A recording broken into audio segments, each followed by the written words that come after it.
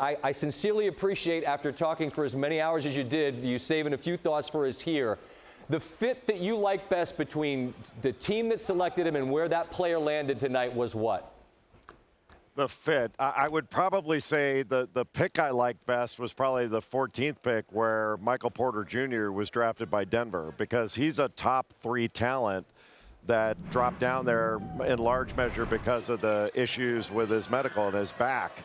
But if you've got a chance to grab him, which Denver did, I think they got at the end of a lottery a guy who could be an absolute steal. Now, that could reverse itself if his back turns out to be a big problem. He winds up not playing. If he turns out to be a Greg Oden type that never plays, then we won't be talking about how talented he was and what a great pick this was. But I think the other team that did really well was, aside from Atlanta and Phoenix, both did really well with the number of players and the quality of player. But I liked what the Clippers did, going kind of back-to-back, getting Shai Gilgeous-Alexander and then of Kentucky, and then Jerome Robinson of Boston College, because Robinson's one of the most complete offensive players in the draft.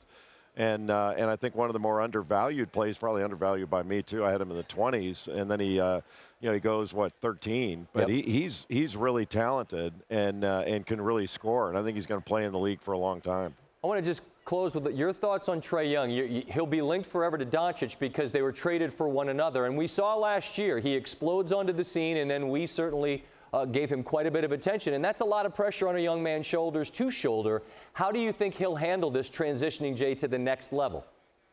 I think he's going to do very well, Scotty. I mean, you identified it with Tim Legler there, how the game's changed. And we keep talking about how the game's changed, and you just talked about, all the threes that are being shot. Well, this guy can absolutely shoot it. And in a game where you can't clutch and grab like you used to be able to in the day and bully people, a smaller guard that has the jets that he has and is crafty with the ball and can get up and down the court in transition and can shoot it from any logo on the court, I think he's going to do really well. I think the only concern for Trae Young is his frame and what's going to happen to him on the defensive end. It's a little harder to hide a smaller guard defensively, and frankly, they're going to have to hide him a little bit because he doesn't, unless he decided he didn't feel like guarding anybody last year, he doesn't defend particularly well, and that's something that's going to have to change. He's going to have to get a lot stronger in order to not be bullied on the defensive end and have other teams target him and go after him. Yeah, that's the biggest question I have about a number of these guys is who are you going to guard? But I suppose they're young, and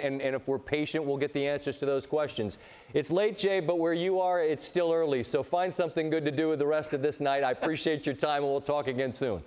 I'm going to be face down in the gutter in about a half hour. Well, I know you have the GPS to that because of some of the folks you've worked with in the past, and that you know who I'm talking about. Be good, brother, all right? See you, buddy. All right, man.